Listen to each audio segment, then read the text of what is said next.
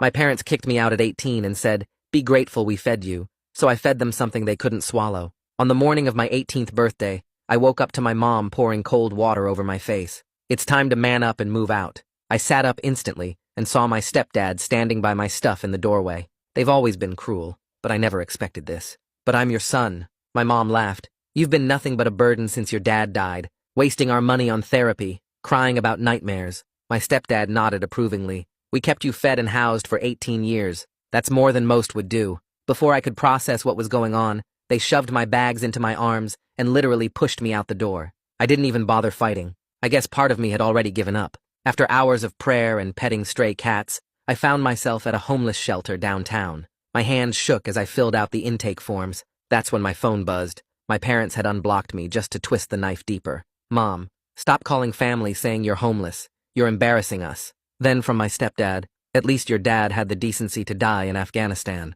Facepalm emoji. I lost it. Right there in that plastic chair, I just broke down sobbing. The counselor, this tired-looking woman, touched my shoulder. "Honey, what's wrong?" I showed her the texts. She was reading them when her eyes drifted down to my intake form. Her whole body went rigid. "Wait." Her voice came out strange. "Michael Krzyzewski? Your father died in Afghanistan?" "Yeah," I managed. "When I was 6. She gripped the edge of her desk. "Did you ever see the body? Attend a burial?" I stared at her in disbelief. "Excuse me, James, did anyone from the military ever visit after? Check on you?"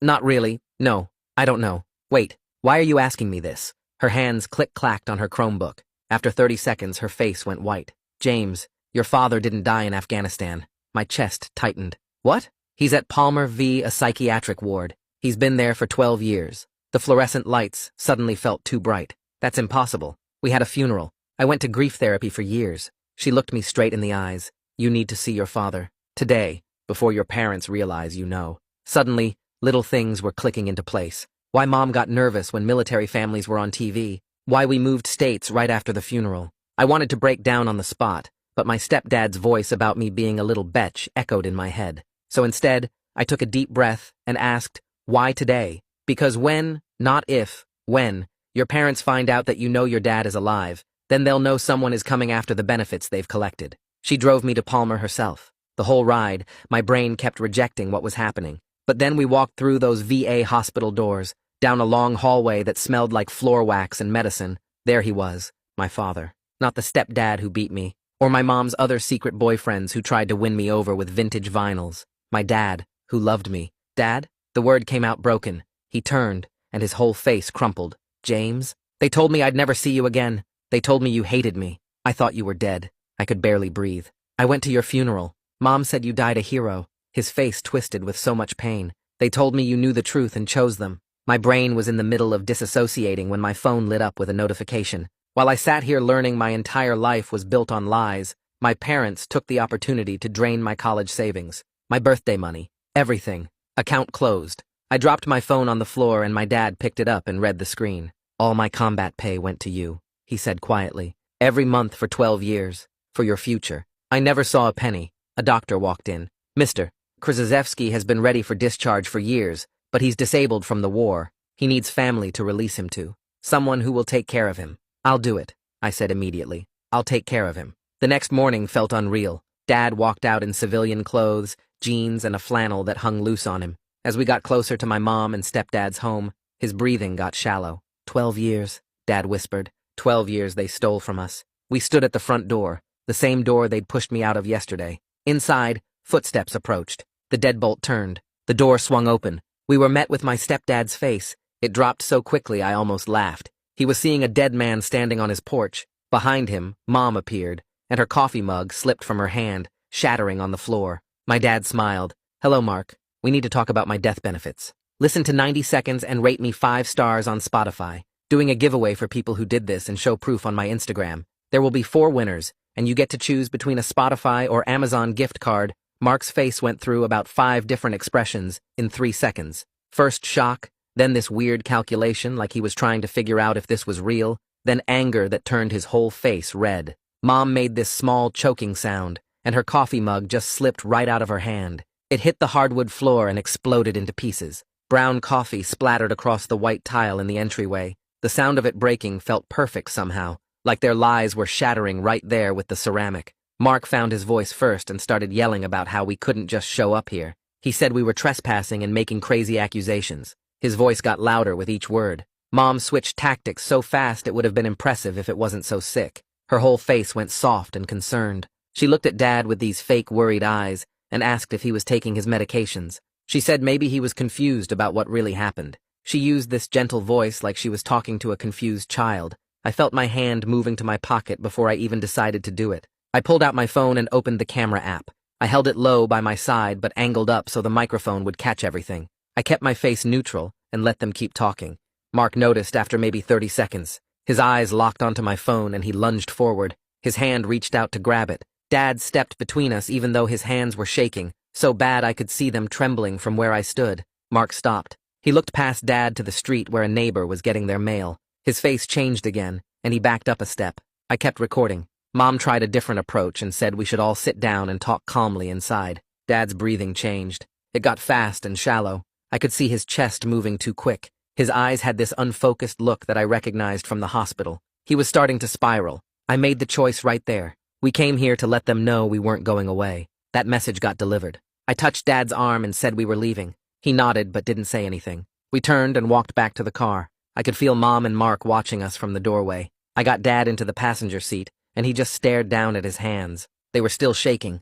I sat in the driver's seat for a minute trying to figure out what to do next. Then I remembered the shelter counselor had given me her direct number. I called her and explained what just happened. She didn't waste time with questions. She said she could arrange a one-night motel voucher through an emergency fund. She gave me the address and said to ask for the manager. I thanked her and hung up. Dad hadn't moved. He was still looking at his hands like they belonged to someone else. I started the car and drove to the motel. It took 20 minutes. Dad didn't speak the whole way. The weight of being the only thing between him and complete breakdown sat on my chest like a rock. The motel was called the Sunset Inn, even though there was no sunset view anywhere. Just a parking lot and a highway. The manager gave us the key to room 107 without much conversation. The room smelled like old cigarettes and cleaning spray. There were 2 beds with brown covers, and a desk by the window with a scratched surface. I spread everything out on that desk. Dad's discharge papers from Palmer, my birth certificate that I'd grabbed from my room before they kicked me out, screenshots of the texts from Mom and Mark,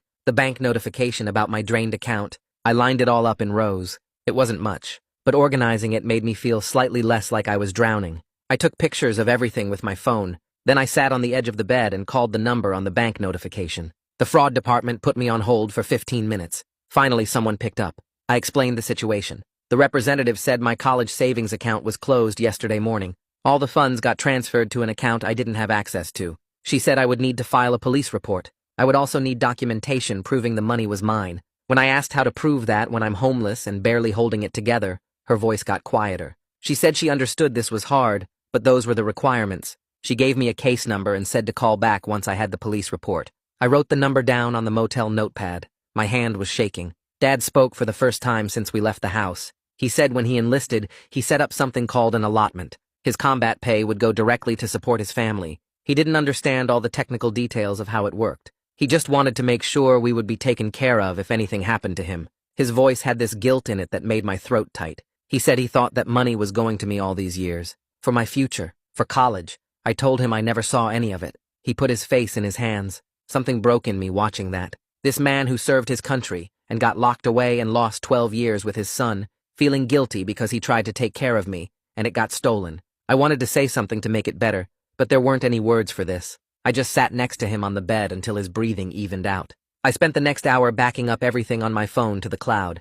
The shelter counselor told me that documentation was everything when you're fighting people with more resources than you. I created a folder labeled Evidence. I uploaded screenshots of every text message, the voice recording from the porch, photos of every document spread out on the desk. I made sure everything saved in 3 different places. My phone storage, Google Drive, email drafts. I wasn't going to lose this stuff because my phone died or got stolen or Mom and Mark found some way to delete it. Every screenshot felt like a small piece of protection. Every backed up file was something they couldn't take away from me. The next morning, we drove back to Palmer, Virginia. Dad needed a replacement ID with a current address. We also needed printouts of his benefits history. The discharge coordinator was a woman maybe 50 years old with reading glasses on a chain. She was helpful, but moved at the pace of someone who processes paperwork all day, every day. She asked Dad questions and typed his answers with 2 fingers. She printed forms and had him sign them. She said the ID would take 2 weeks to process. The benefits history would be ready this afternoon.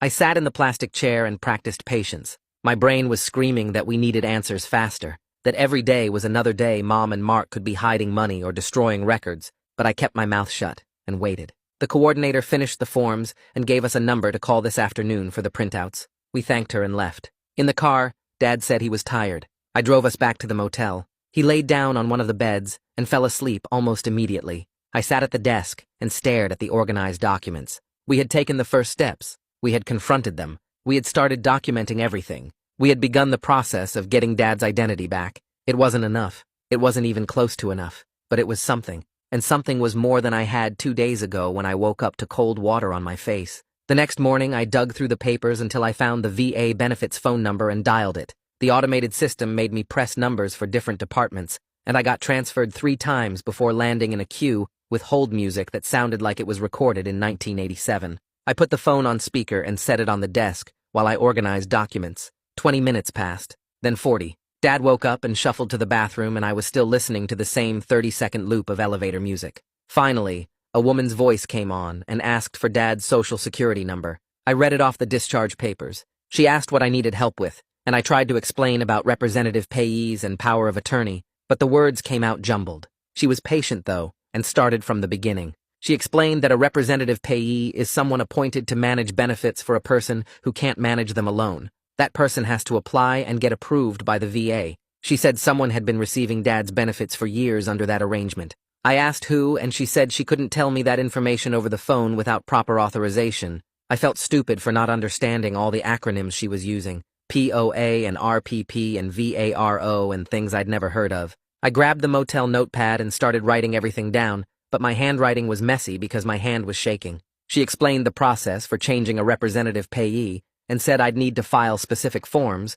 and Dad would need to be evaluated. The whole conversation took an hour, and when I hung up, my brain felt full of information I barely understood. I called the shelter counselor and told her about the VA call. She said she wanted to connect me with Adult Protective Services because what my parents did might be financial exploitation of a disabled veteran. I hesitated. Mom had spent years teaching me that government agencies were traps that made things worse, and you couldn't trust them. The counselor must have heard something in my silence because she said sometimes the system is the only protection you have. I thought about that. About how the system had already helped me find Dad when I didn't even know to look. About how I couldn't fight Mom and Mark alone with no money and no home. I said okay, and she gave me a number to call and a name to ask for. Giovanni Mercier. She said he handled cases like this, and he was good at his job. I thanked her and wrote down the information. Before I made that call, I tried something else. I went through my phone contacts and found numbers for family members I barely remembered. Aunts and uncles and cousins from before we moved states. Most of the numbers were disconnected. 3 went to voicemail, and I left messages explaining what happened and asking if they'd talk to me. 2 rang, but nobody answered. Then I called Aunt Lisa, my mom's sister. She picked up on the 4th ring. I started to explain who I was, and she cut me off. She said she'd already heard from my mother that I was spreading lies and trying to make them look bad. She said she didn't want to get involved in family drama. I tried to tell her about Dad being alive, but she talked over me. She said Mom had been through enough losing her husband and raising me alone, and I should be grateful instead of causing trouble. Then she hung up. I sat there staring at my phone. The isolation felt deliberate, like Mom had spent years cutting off anyone who might question her story or help me if I ever found out the truth. That night after Dad fell asleep, I opened a new document on my phone and started writing everything I could remember. I put Dad's supposed death at the top and marked it as when I was 6. Then I listed everything that happened after. How we moved to a different state within months of the funeral. How Mom got nervous whenever military families appeared on TV shows. How she always changed the subject fast when I asked about Dad's service or wanted to look at photos of him. How she threw out most of his stuff during the move and said it was too painful to keep. How we never visited the grave she claimed he was buried in. I wrote down the therapy sessions where I cried about losing him. The nightmares I had for years. The way Mom used my grief to control me and make me feel guilty for being sad. Writing it all out made the patterns visible. It wasn't just one lie. It was a whole structure of lies built carefully over 12 years, each piece designed to keep me from asking the right questions. My phone lit up at midnight, a text from Mom. It said we could talk if I stopped spreading rumors and making her look bad to the neighbors. She said people were asking questions, and it was embarrassing her. She said I was being dramatic, and we could work this out if I just calmed down and came home. I read it 3 times. My thumb moved toward the reply button, and I caught myself. I stared at the message for 20 minutes. Part of me wanted to type back all the things I was feeling, but I knew that's what she wanted. She wanted me to engage so she could twist my words and make me feel crazy. Instead, I took a screenshot of the text. I opened my evidence folder and added it to the collection.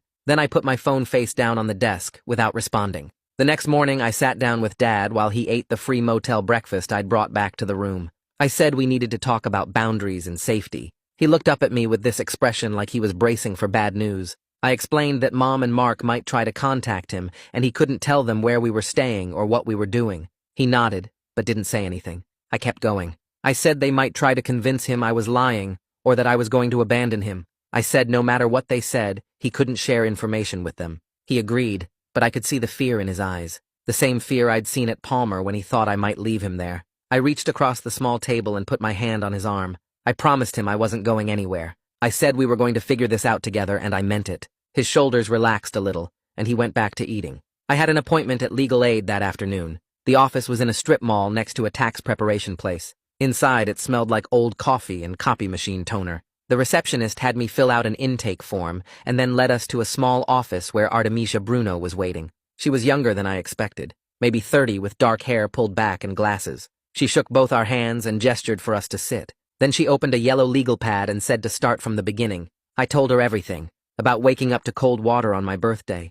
About the shelter counselor finding Dad. About the confrontation on the porch. About the drained bank accounts. She didn't interrupt once, just wrote notes in neat handwriting and nodded occasionally. When I finished, she looked up at me. She said we had potential civil claims for fraud and conversion. She explained those were legal terms for lying to steal money and taking property that belonged to someone else. She said there was also a criminal angle if the district attorney's office got involved. She asked if I had documentation, and I showed her my phone with all the screenshots and recordings. She said that was good, that I was smart to preserve everything. Then she said this was going to take time, but she would help us. 2 days later, my phone rang from a number I didn't recognize. I answered, and a man said his name was Giovanni Mercier from Adult Protective Services. He said the shelter counselor had referred my case, and he wanted to schedule a phone intake. I grabbed my notepad. He asked questions about Dad's situation, and I answered as clearly as I could. He said he was opening a case file and assigning an investigator. He explained the process would take time because they needed to interview multiple parties and gather financial records.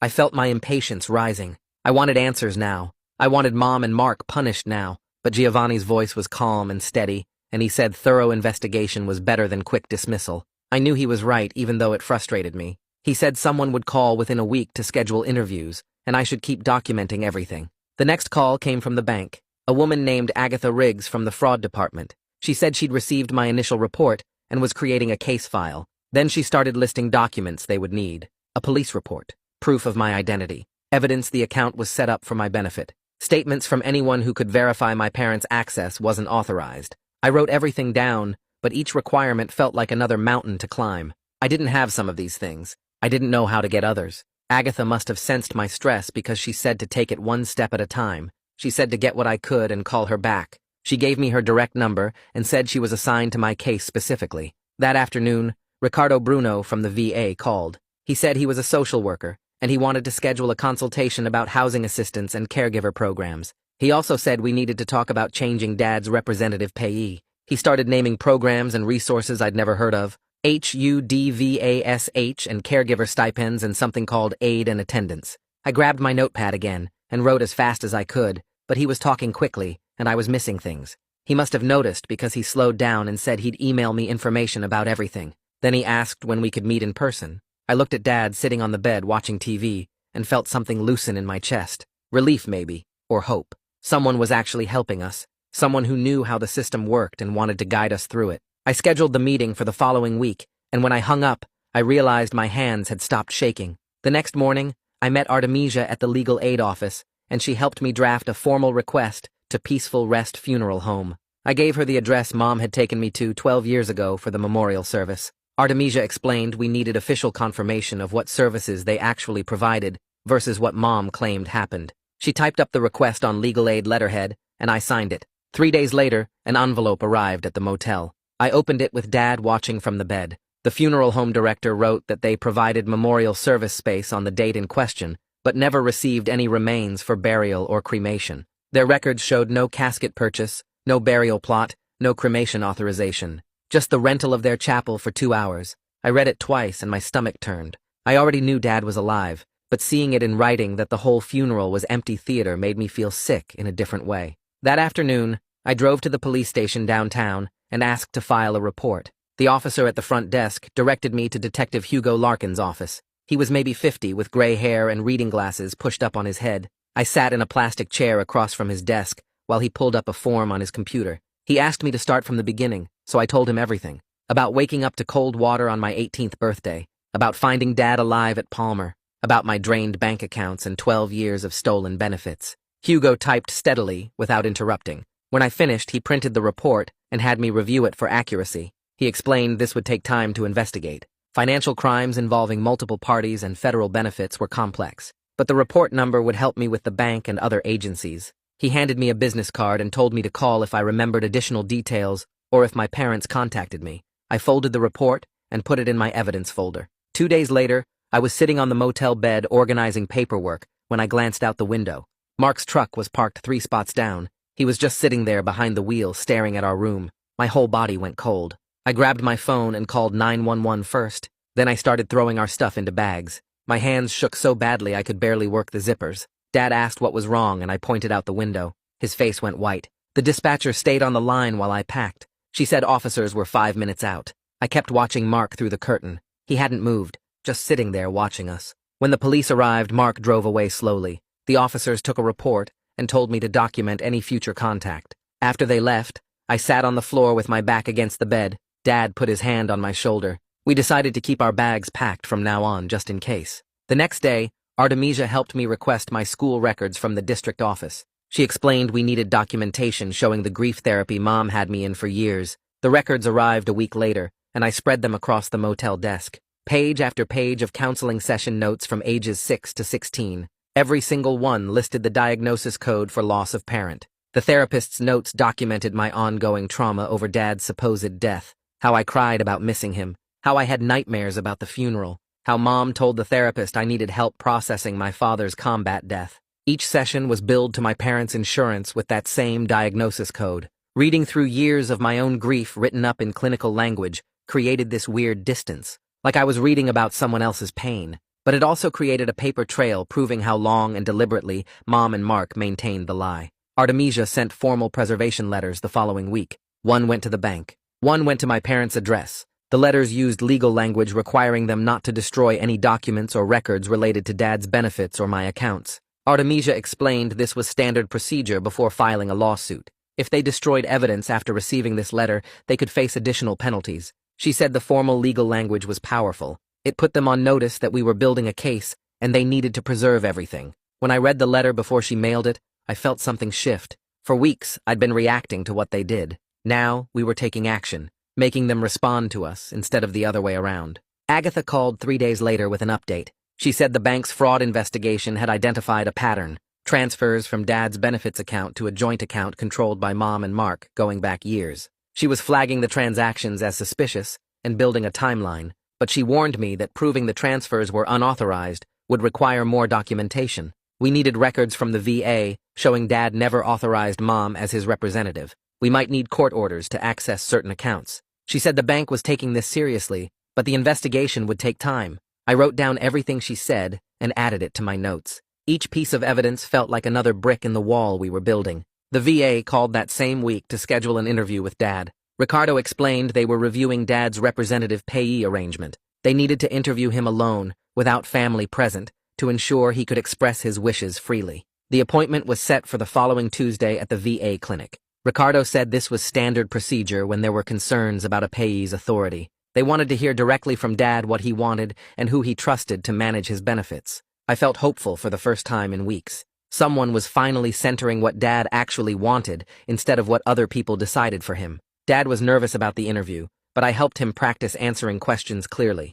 Giovanni called me 2 days later. He said he'd conducted a home visit to Mom and Mark's house as part of the APS investigation. They were cooperative and claimed they had proper power of attorney to manage Dad's affairs while he was hospitalized. Giovanni said they seemed prepared with documents and explanations, but he was requesting copies of everything they showed him to verify authenticity. He explained that people who commit financial exploitation often have paperwork that looks legitimate at first glance. His job was to dig deeper and confirm whether their authority was actually valid. He said the investigation was ongoing and he'd update me as he learned more. After we hung up, I felt frustrated. Of course, Mom and Mark seemed cooperative. They'd been lying successfully for 12 years. The following week, Artemisia received copies of the alleged power of attorney through discovery demands. She called me to her office and spread the document across her desk. I looked at the signature line where Dad supposedly signed over authority to Mom. Even to my untrained eye, it looked wrong. The letters were shaky and uneven, nothing like Dad's signature on his current VA documents or the forms we'd been filling out together. The date was from 13 years ago, right after Dad was first hospitalized. Artemisia pointed out several other problems with the document. The notary seal looked faded. The witness signatures were barely legible. She said we might need a handwriting expert to prove it was forged, but even without that, the document raised serious questions. Dad and I went to the DMV the next morning to get him a state ID. Ricardo had helped us set up a VAPO box we could use for official mail since the motel wasn't permanent. We filled out the application, and Dad handed over his discharge papers and social security card for verification. The clerk processed everything and said the ID would be ready in 20 minutes. We sat in plastic chairs waiting. When they called Dad's name, he walked up to the counter, and the clerk handed him a temporary paper ID with his photo. Dad stared at it for a long moment. His name, his current address for the first time in 12 years, not the hospital, not Mom and Mark's house, our address. I watched him fold it carefully and put it in his wallet. It was such a small thing, just a piece of paper with his information, but it felt like a tiny victory in a war we were still losing. Ricardo called that afternoon while we were back at the motel. He asked if I had time to go over the VA caregiver program application, and I said yes immediately. He walked me through each section on the phone, explaining what medical records I needed from Dad's Palmer file and which forms required a doctor's signature. The application asked for detailed information about Dad's daily care needs, his disabilities, his treatment plan. I filled in boxes about medication management, appointment attendance, meal preparation, emotional support. Every question made the weight of what I'd taken on feel more real. Ricardo sent me links to the required training modules, and I started the first one that evening, watching videos about veteran mental health and caregiver burnout. The training talked about setting boundaries and asking for help, which felt strange when I was 18 and had no idea what I was doing. I submitted the completed application through the VA portal, and Ricardo confirmed he received it, then explained the approval process could take several weeks, but he'd follow up to keep things moving.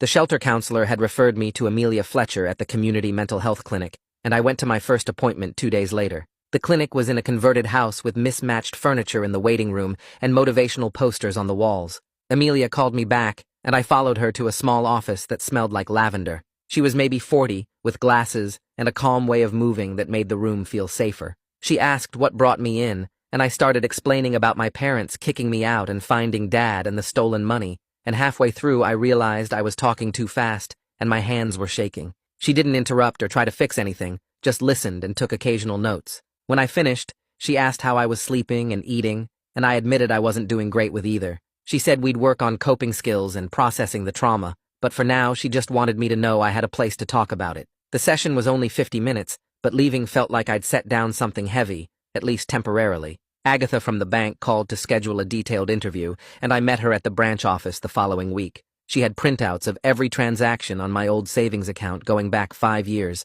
highlighted and annotated with sticky notes. We went through each withdrawal and transfer, with Agatha asking who initiated it, what I was told it was for, whether I gave permission. I explained that Mom always said the money was saved for college, that I never had access to the account myself, that I didn't know she could just close it whenever she wanted. Agatha asked about the joint account structure, and I told her it was set up when I was 13, that Mom said it was normal for parents to be on their kids' accounts. She made notes about everything, and explained the bank had standards for provisional credit in fraud cases. My situation was complicated because the account was technically joint, but the pattern of access and the timing of the final withdrawal, right when I discovered Dad was alive, created a strong case. She said she'd present everything to the fraud review committee and get back to me within 2 weeks. Giovanni called a few days later about arranging a DNA test. He explained that to shut down any argument from Mom and Mark about my standing in Dad's case, we needed definitive biological proof. The test would be through an approved lab, and the results would go into the official APS file.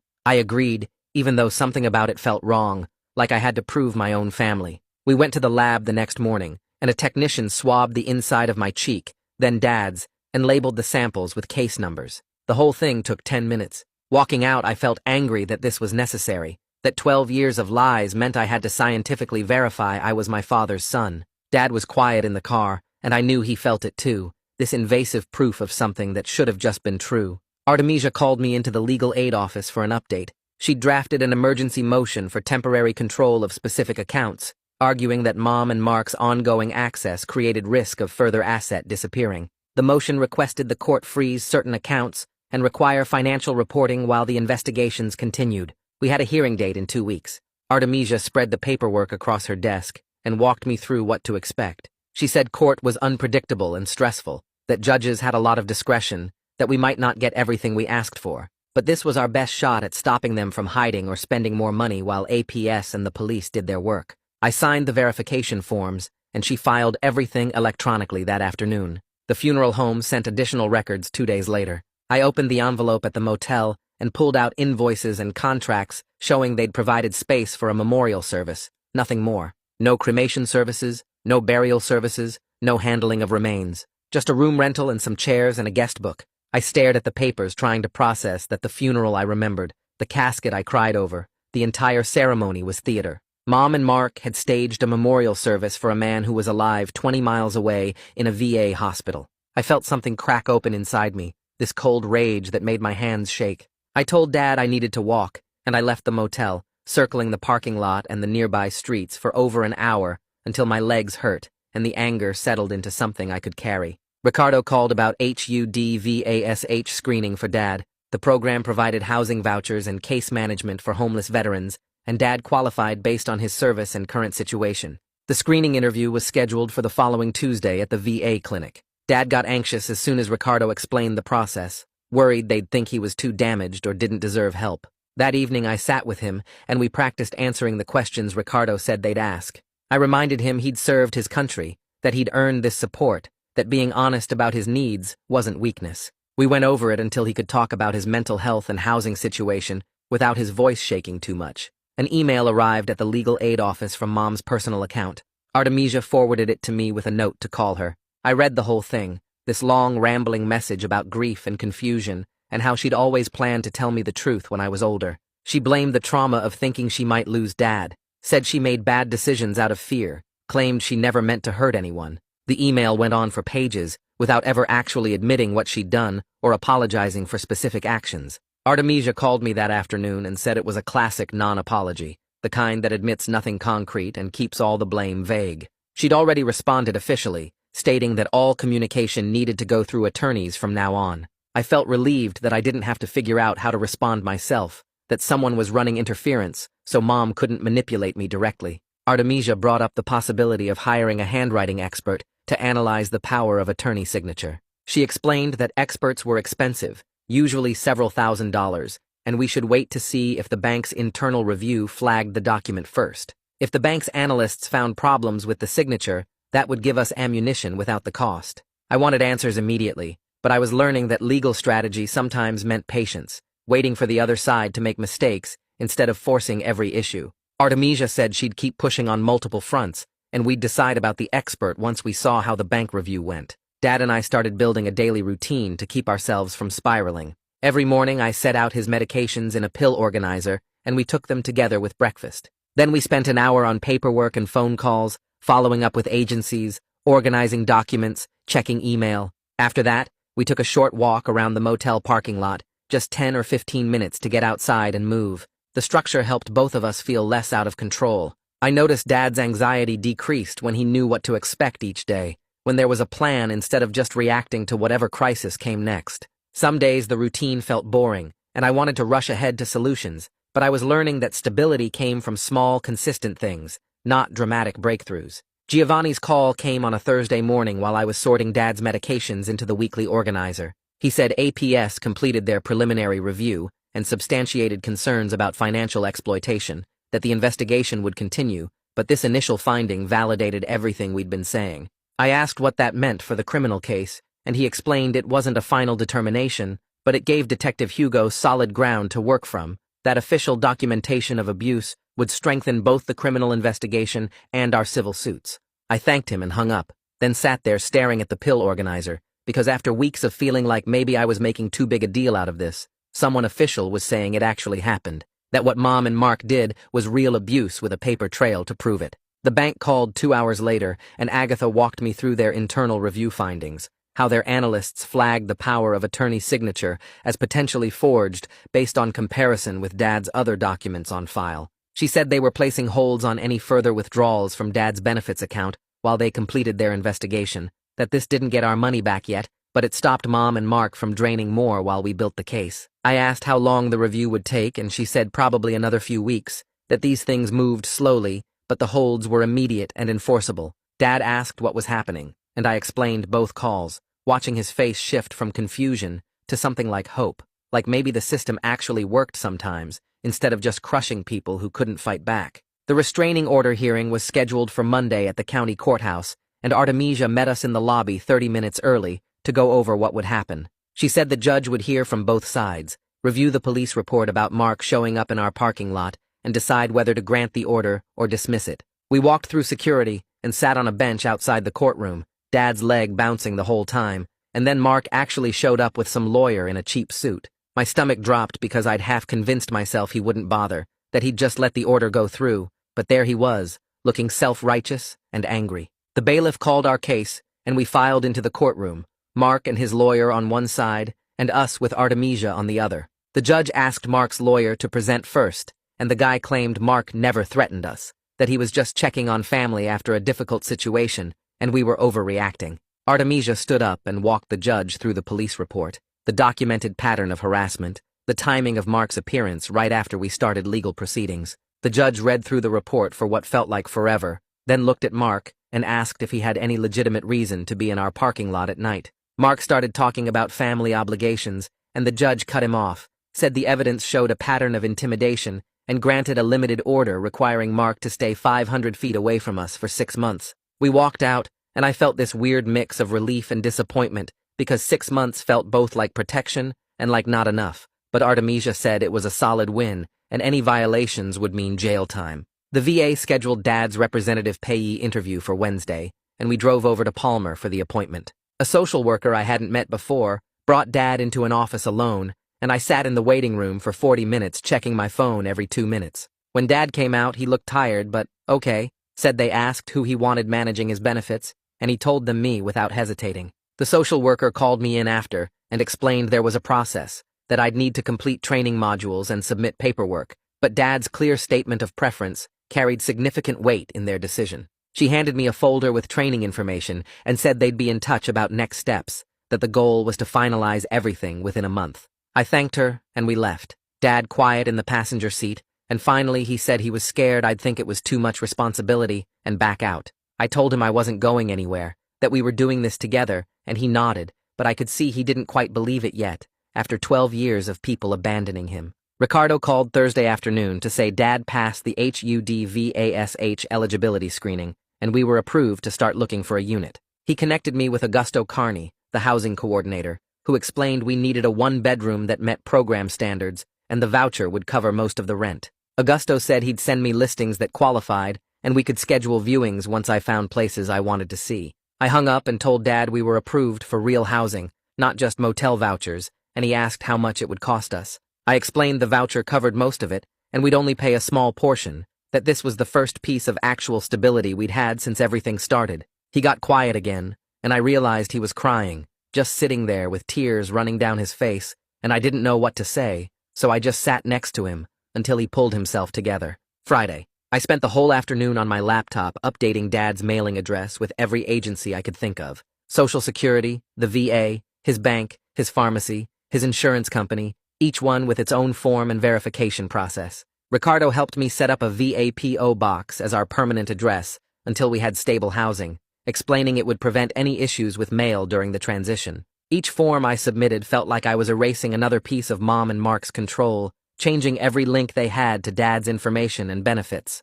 My hand cramped from typing and my eyes burned from staring at the screen, but I kept going because this tedious administrative work was how you actually protected someone, not through dramatic confrontations, but through paperwork and documentation. The bank called Monday morning, and Agatha said they were issuing a small provisional credit to a new student account they'd helped me open, completely separate from anything my parents had touched.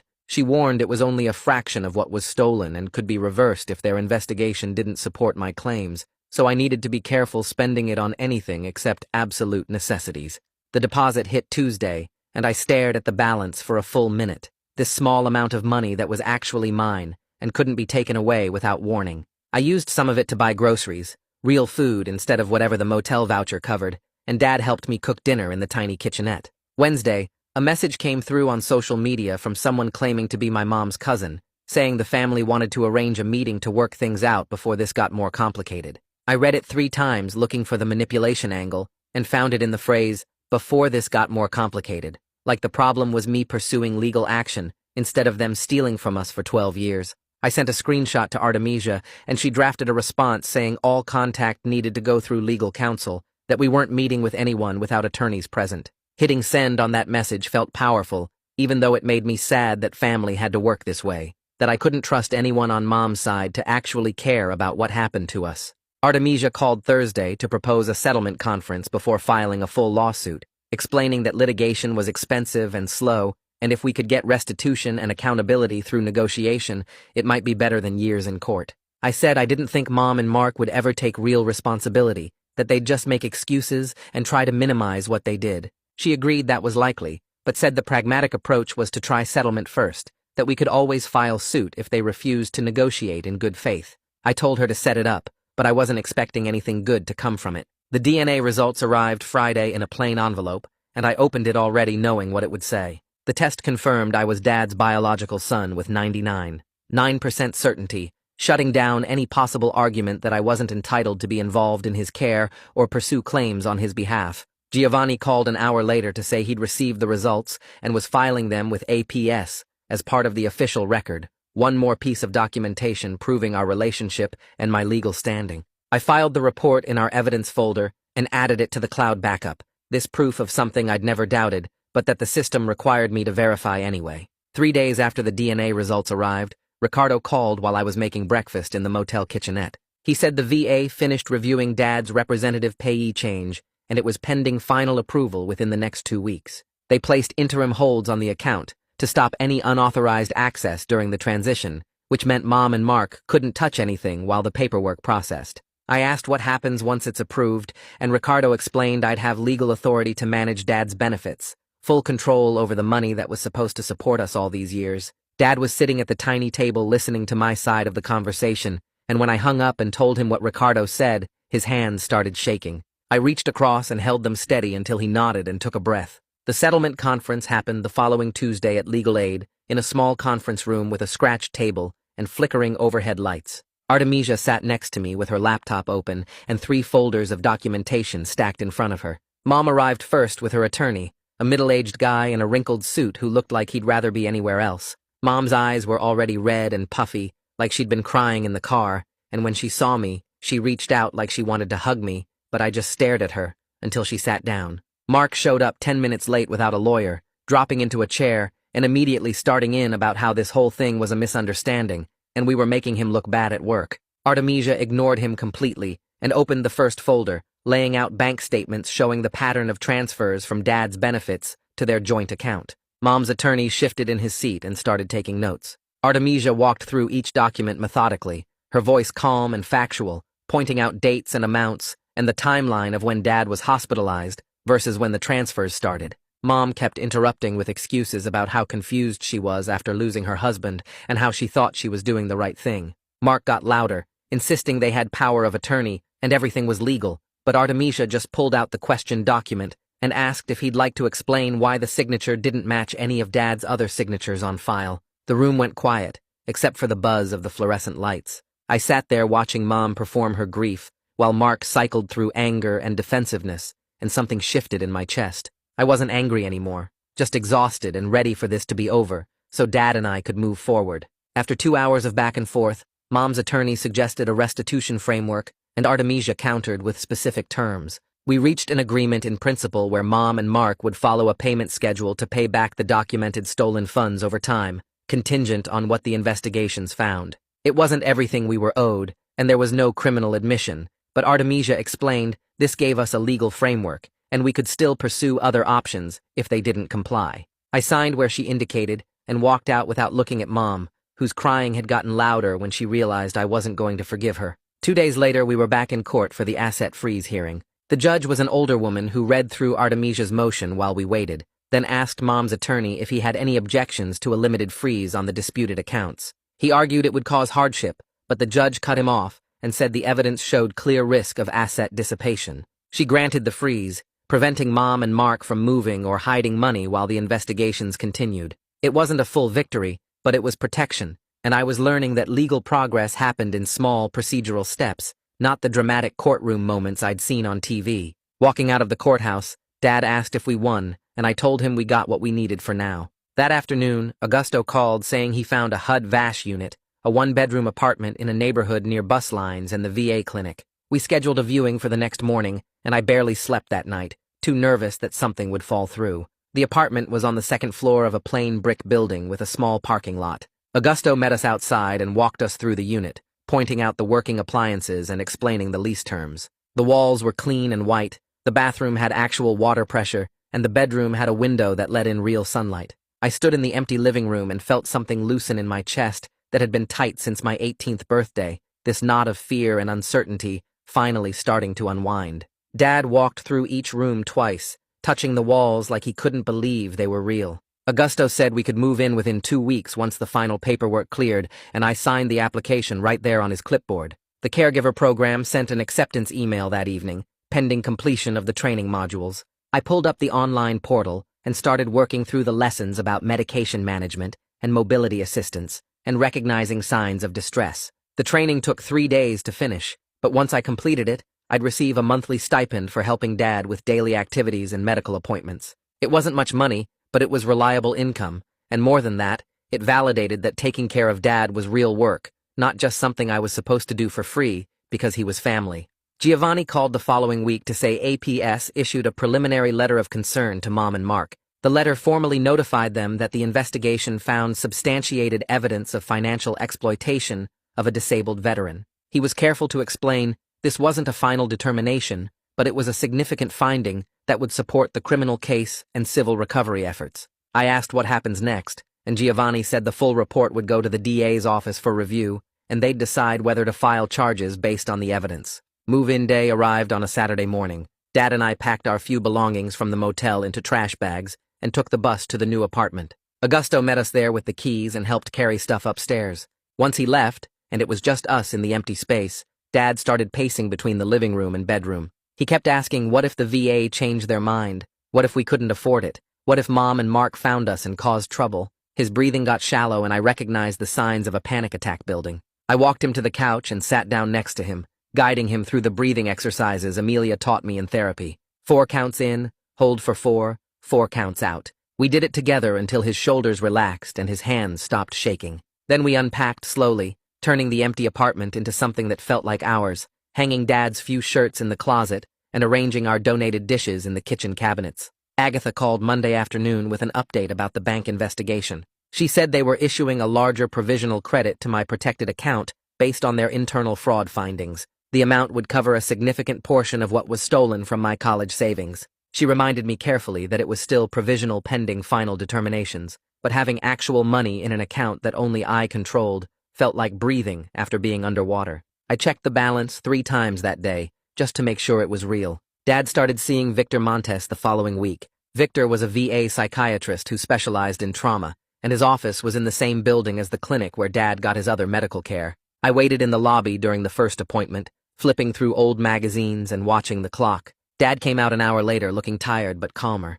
In the car, he told me Victor was straightforward about the work ahead, acknowledging both the combat trauma and the psychological damage from 12 years of wrongful hospitalization. Victor was optimistic about Dad's capacity for healing, which gave us both something we hadn't had in a long time: hope. The following week, I took the bus to the community college and found Cassie Vickers' office on the 2nd floor of the Student Services building. She was younger than I expected, maybe late 20s, with a desk covered in forms and a coffee mug that said, "Deadline Survivor." I explained my situation without going into all the details, just that I was 18, responsible for my disabled veteran father, and needed to figure out college while managing his care. Cassie pulled up the fee waiver program on her computer and started clicking through requirements. She asked about my high school transcripts, and I told her they were still at my old address, but I could request copies. She made a note, and then opened a course catalog, walking me through what a realistic first semester looked like for someone working part-time and caregiving. She suggested 2 classes to start, both online with flexible deadlines, and explained how the Disability Services Office could help if Dad had a crisis and I needed extensions. I felt my shoulders relax, because she wasn't judging that I was starting late or that I couldn't handle a full load. She was just helping me build something that worked. We filled out the enrollment forms together, and she submitted my fee waiver application right there, saying it usually took 2 weeks to process. When I left her office, I had a printed course schedule for spring semester and a campus map with the financial aid office circled in red pen. Artemisia called 3 days later while I was helping Dad sort his medications into the weekly pill organizer. She said Mom's attorney reached out proposing that Mom and Mark would sell one of their cars to fund an initial restitution payment. The amount would be around $8,000, showing good faith compliance with the settlement agreement. I felt my jaw tighten, because any gesture from them felt like manipulation, but Artemisia was already talking through the terms. She said she'd negotiated that the payment had to go directly into the restitution escrow account, not to us, and they needed to provide the bill of sale and deposit confirmation within 30 days. I asked if this meant they were actually taking responsibility, and Artemisia's voice got careful. She said it meant they were following the agreement to avoid further legal action, which wasn't the same as remorse, but it was compliance. I told her I'd accept the payment once it was verified in writing, and she said she'd send me copies of everything. After we hung up, I explained it to Dad, and he just nodded slowly, his hands still on the pill bottles. He said he didn't care about their reasons as long as the money came back. 2 weeks later, I was carrying groceries up to the apartment when I saw Mark's truck in the parking lot. My stomach dropped and I stopped walking, bags still in my hands. He was sitting in the driver's seat about 50 feet from our building, engine off, just staring at the windows. I turned around immediately and walked back toward the street, pulling out my phone. I called 911 and told the dispatcher there was a restraining order violation in progress, gave them the address and Mark's license plate number. The dispatcher told me to stay on the line and move to a safe location. I went around the corner to the bus stop and waited, watching the parking lot entrance. A police car arrived within 10 minutes, and I saw the officer approach Mark's truck. Mark started gesturing and pointing, but the officer wasn't having it. They talked for a few minutes, and then the officer walked Mark to the patrol car. I gave my statement to a second officer who arrived, showed him the restraining order paperwork on my phone, and confirmed Mark had no legitimate reason to be at our address. The officer said they were arresting Mark for violation, and I'd receive a court date notification for the hearing. The hearing happened the following week, and I sat in the courtroom watching Mark try to explain to the judge that he was just driving through the neighborhood. The prosecutor presented the police report, the GPS data from the 911 call showing I was at the apartment complex when I called, and photos the officer took off Mark's truck parked in our lot. The judge looked at Mark and said this was a clear violation of a protective order and asked if he understood that the order existed specifically to prevent this kind of contact. Mark started to argue, but his attorney put a hand on his arm. The judge extended the restraining order to a full year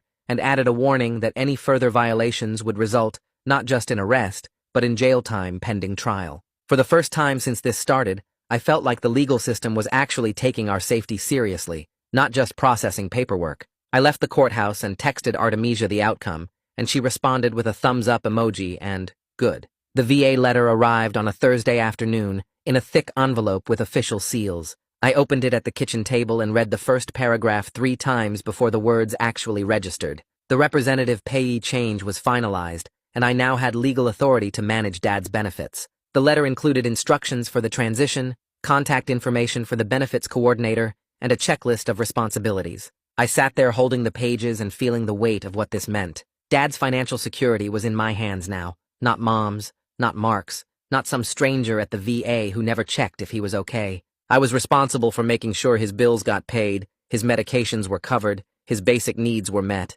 It was overwhelming, but it was also right, and I felt grateful that after 12 years of exploitation, someone finally trusted me to do what should have been done all along. I walked into the living room where Dad was watching the news and showed him the letter. He read it slowly, and then looked up at me with wet eyes and said, "Thank you." The first caregiver stipend payment hit my account on the 15th of the month. I was checking my phone during Dad's doctor appointment when the deposit notification popped up. I stared at the screen for a full minute, reading the amount and the description line that said, VA Caregiver Support Program. It was small, only a few $100s, but it was reliable income that would come every month. Combined with Dad's benefits that I now controlled properly, we could actually budget for rent and food and basic stability without constant crisis. I showed Dad the notification when we got back to the car, and he squeezed my shoulder. On the way home, we stopped at the grocery store, and I bought actual fresh vegetables instead of just ramen and canned soup, and it felt like a luxury, even though it was just normal food that normal people bought. Agatha called the next week to confirm the restitution escrow received its first payment from the car sale. She walked me through the deposit details and verified the amount matched what Mom's attorney had promised. She was careful to remind me that my provisional credits from the bank were still pending final determination based on their fraud investigation, but having money actually flowing back felt like tangible progress. It wasn't justice, and it wasn't everything we lost, but it was something real, something I could point to and say, they're actually paying consequences. I asked Agatha what happened next, and she said the bank investigation was still ongoing, but this restitution payment strengthened our case because it showed Mom and Mark acknowledged the debt. She said she'd keep me updated, and I thanked her for everything she'd done. Dad and I sat down that evening and made a decision about boundaries. We agreed we wouldn't have any contact with Mom or Mark unless it went through our attorneys, and we were going to actually stick to it this time. I blocked Mom's number and Mark's number and any other numbers I recognized from their side of the family. Over the next few weeks, Mom tried calling from different numbers,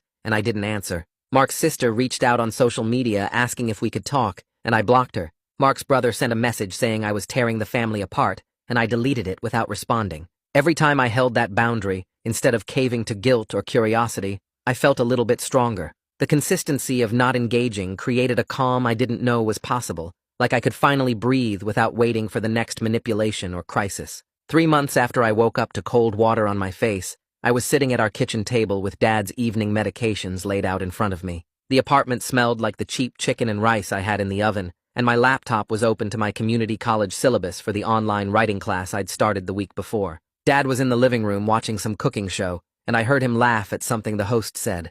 I looked around at the small space we'd made ours, the thrift store couch, the donated dishes in the cabinet, the VA appointment reminder stuck to the fridge with a magnet. This quiet domestic moment, this ordinary Thursday evening with medications and dinner and homework, this was what stability actually looked like. Not dramatic or exciting, just solid and predictable and safe. I'm not going to lie and say everything is perfect now, because it's not. We're still in therapy, still dealing with legal proceedings, still learning how to be father and son after 12 years apart. Dad still has nightmares and panic attacks, and I still get angry about the childhood they stole from us. But we have a home with our names on the lease. We have food in the fridge that we bought with money no one can steal, and we have a plan for what comes next that we built ourselves. That's not a happy ending where everything wraps up neat and everyone lives happily ever after. It's something better. It's a solid beginning. Well, that was a journey through the worst parenting decisions ever made. If you're sitting there thinking your family's complicated, at least they probably didn't fake anyone's death.